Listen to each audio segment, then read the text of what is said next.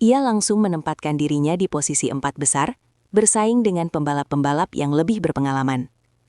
Start yang kuat ini menunjukkan bahwa ia mampu beradaptasi dengan cepat terhadap kondisi lintasan dan tekanan balapan yang tinggi. Di kelas Moto3, posisi awal sangat penting, karena persaingan berlangsung sangat rapat, sehingga berada di depan sejak awal memberikan keuntungan strategis.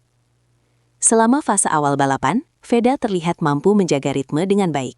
Ia tidak hanya mempertahankan posisi, tetapi juga menunjukkan kemampuan mengikuti kecepatan grup terdepan tanpa kehilangan momentum. Hal ini menjadi indikator bahwa ia memiliki kecepatan dasar yang kompetitif. Beberapa komentator bahkan mulai menyoroti performanya karena terlihat tidak seperti rookie yang biasanya lebih berhati-hati.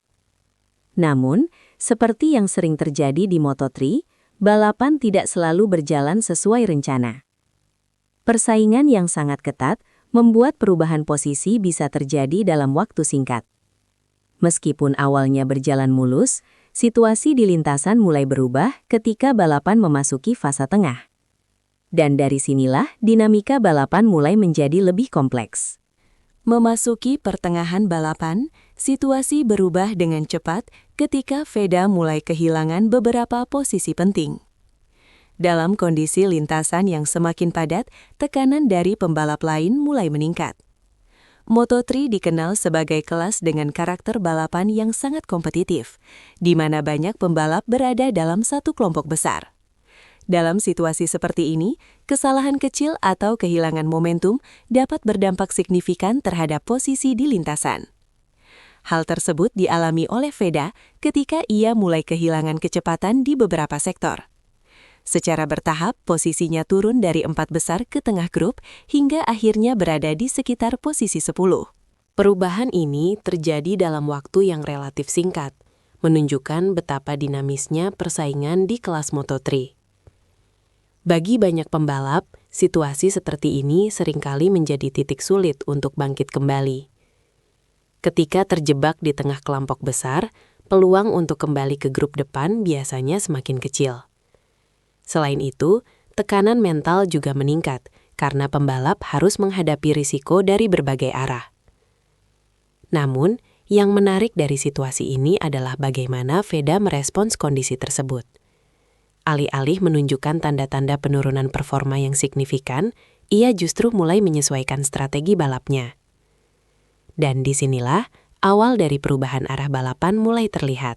Di tengah tekanan yang meningkat, Veda menunjukkan pendekatan yang berbeda dibandingkan banyak pembalap lain.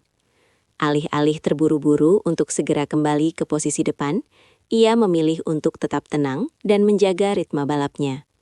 Pendekatan ini terlihat dari cara ia mengatur jarak dengan pembalap di depannya, serta menghindari manuver yang berisiko tinggi. Dalam balapan Moto3, keputusan seperti ini sangat penting, karena kesalahan kecil dapat berdampak besar.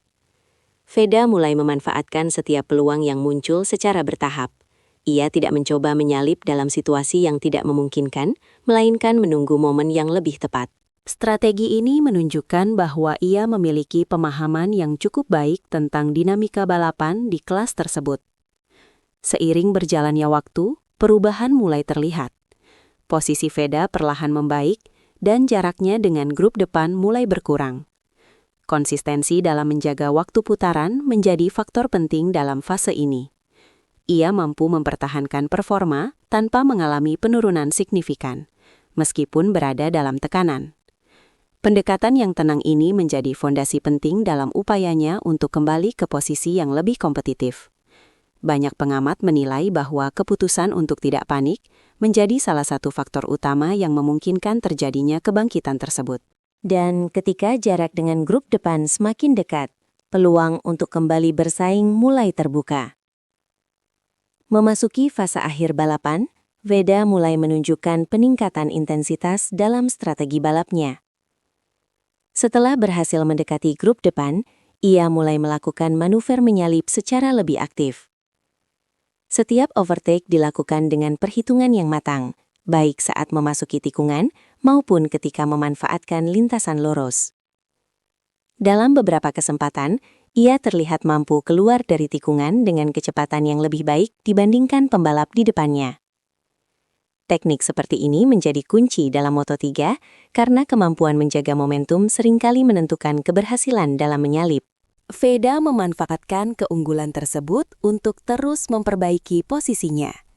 Secara bertahap, ia naik dari posisi 10 ke posisi yang lebih dekat dengan 5 besar. Para komentator mulai menyoroti perubahan ini sebagai salah satu momen penting dalam balapan. Tidak hanya karena jumlah posisi yang berhasil diraih kembali, tetapi juga karena cara ia melakukannya. Setiap manuver terlihat terkontrol dan tidak berlebihan, menunjukkan keseimbangan antara agresivitas dan kehati-hatian. Dalam beberapa lap, Veda berhasil kembali ke dalam kelompok pembalap terdepan. Hal ini menjadi titik balik yang signifikan, karena membuka peluang untuk kembali bersaing memperebutkan posisi podium. Dan ketika ia berhasil masuk kembali ke grup utama, tekanan balapan meningkat ke level yang berbeda. Setelah berhasil kembali ke barisan depan, persaingan memasuki fase yang jauh lebih intens. Grup depan di Moto3 biasanya terdiri dari pembalap dengan kecepatan yang hampir setara. Dalam situasi seperti ini, setiap posisi menjadi sangat berharga dan sulit dipertahankan. Veda kini berada di tengah pertarungan tersebut setelah sebelumnya sempat terlempar ke posisi 10. Keberhasilannya untuk kembali ke grup depan menjadi salah satu sorotan utama dalam balapan ini. Ia tidak hanya mengejar, tetapi juga mampu bersaing secara langsung dengan pembalap lain yang berada di posisi atas. Dalam beberapa momen, ia berhasil memanfaatkan celah untuk meningkatkan posisinya. Pada fase ini, strategi dan ketenangan menjadi faktor penentu. Veda terlihat mampu menjaga fokus dan tidak melakukan kesalahan yang dapat merugikan posisinya. Pendekatan ini membantunya untuk tetap berada dalam perebutan posisi 3 besar. Hingga menjelang lap terakhir, ia berhasil menempatkan dirinya di posisi ketiga. Posisi ini sangat krusial karena tekanan dari pembalap di belakang biasanya meningkat secara signifikan. Setiap pembalap akan berusaha memanfaatkan peluang terakhir untuk naik posisi. Namun, tantangan sebenarnya belum selesai. Karena lap terakhir seringkali menjadi penentu segalanya. Memasuki lap terakhir, seluruh pembalap meningkatkan intensitas untuk menentukan hasil akhir balapan. Dalam situasi ini, Veda harus mempertahankan posisinya dari tekanan pembalap di belakang. Ia terlihat mampu menjaga jalur balap dengan baik, menghindari kesalahan, dan tetap fokus hingga garis finish. Kemampuan untuk mempertahankan posisi di lap terakhir menjadi salah satu indikator penting dalam menilai performa seorang pembalap. Setelah melewati seluruh tikungan terakhir, Veda akhirnya menyelesaikan balapan di posisi ketiga.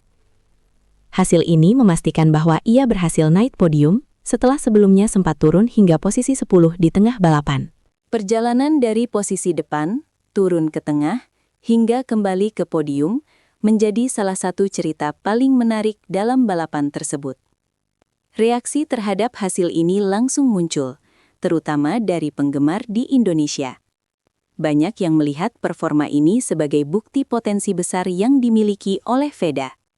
Selain itu, beberapa pengamat juga mulai memberikan perhatian lebih terhadap perkembangan karirnya di Moto3. Hasil ini tidak hanya mencerminkan kecepatan, tetapi juga menunjukkan kemampuan mengelola tekanan dan mengambil keputusan yang tepat di lintasan.